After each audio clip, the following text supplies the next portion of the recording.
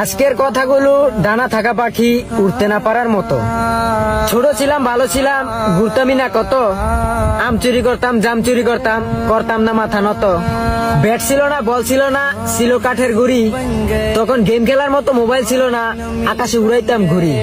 সুতা ছিল, লাঠি ছিল, ছিল না হাতে নাটাই। রোদ বুঝি না, বৃষ্টি বুঝি না, পুকুর পাড়ে ডুবাইতাম কিন্তু সবাই। দুধ দিল না, বাদ দিল, পারতাম না যখন খেলা। একজনেরটা দেখে আরেকজন কান্না করতো যখন আসতো বৈশাখ মেলা। দল নিয়ে কারাকারি, পাড়ায় পাড়ায় মারামারি, চোখে পানি আইসা পড়তো ঘুষিয়ার কিলে।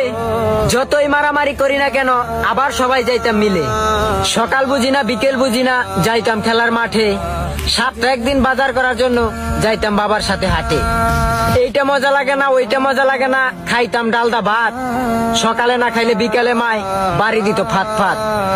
বাবাই না দিলে, মায় না দিলে, দিত দাদির টাকা। স্বপ্নে দেখতাম একদিন ঘুরতে যামু রাজধানী ঢাকা। পুঁইশাক হইতো, করলা হইতো, চালে হইতো কদু।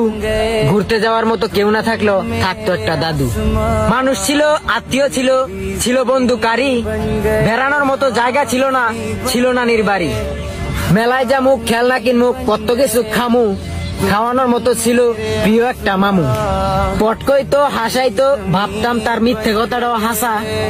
তার কাছে কোনো কিছু আবদার করলেই কোনো একটা সুতা দিয়ে ছুটে যাইতো চাচা। স্কুলে যাওয়ার আগে কতই না দিতাম সুতা, খুঁজা পাই না জুতা। স্কুলে না যাওয়ার জন্য দিতাম কত ফাঁকি। সারাদিন ঘরে জায়গা না দিল, জায়গা দিত ঘরে কাকি।